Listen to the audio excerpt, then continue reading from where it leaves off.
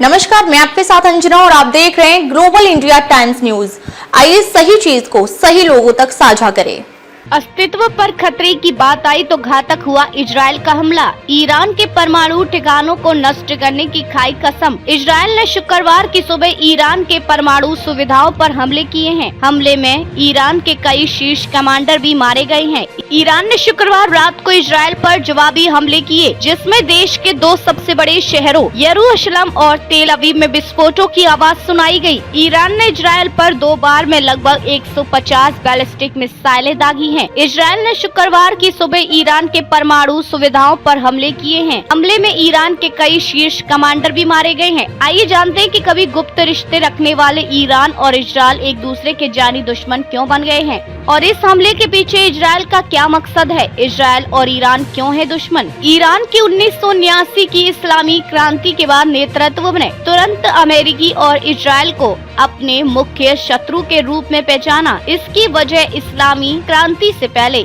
Iran के शावकों की अमेरिका और पश्चिमी देशों से करीबी थी। 1948 में इजरायल की स्थापना होने पर ज्यादातर मुस्लिम देश ने उसे मान्यता देने से मना कर दिया। अरब देशों के साथ असहज रिश्ते रखने वाला शिया बहुल देश ईरान इसका अपवाद था। ईरान ने इजरायल को आधिकारिक तौर पर तो मान्यता नहीं दी, लेकिन साझा रणनीति चिंताओं की वजह से दोनों ने गुप्त रिश्ते रखे। शाह मोहम्मद रजा पहलवी के शासन में ईरान ने शीत युद्ध के दौरान पश्चिमी देशों के अनुकूल विदेश नीति अपनाई। उसका अहम क्षेत्रीय इजरायल अमेरिका के साथ समर्थन पर निर्भर था। ऐसे में उस समय उसने ईरान को अपना स्वाभाविक सहयोगी माना। ईरान के अंतिम शाह मोहम्मद रजा पहलवी इस्लामी क्रांति से पहले नए नेताओं की उपेक्षा की वजह से देश से भाग गए थे। उस समय वे गंभीर रूप से बीमार थे। परमाणु हथियार विकसित करने का आरोप। पिछले 2 दशकों में इजरायल ने बार बार ईरान पर परमाणु हथियार विकसित करने का आरोप लगाया है। ईरान का कहना है कि वह अपने परमाणु कार्यक्रम को केवल शांतिपूर्ण उद्देश्यों के लिए आगे बढ़ रहा है,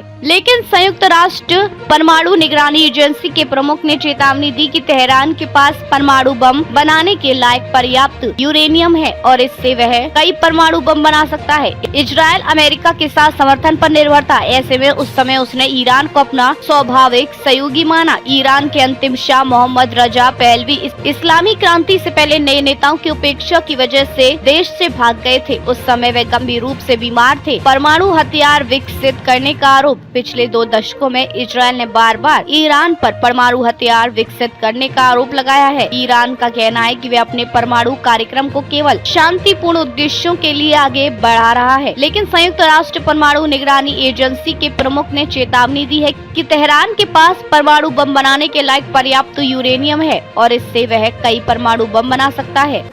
अब तक के लिए बस इतना ही। फिर मिलते हैं एक ऐसी ही बड़ी खबर के साथ। तब तक के लिए नमस्कार और देखते रहिए ग्लोबल इंडिया टाइम्स न्यूज।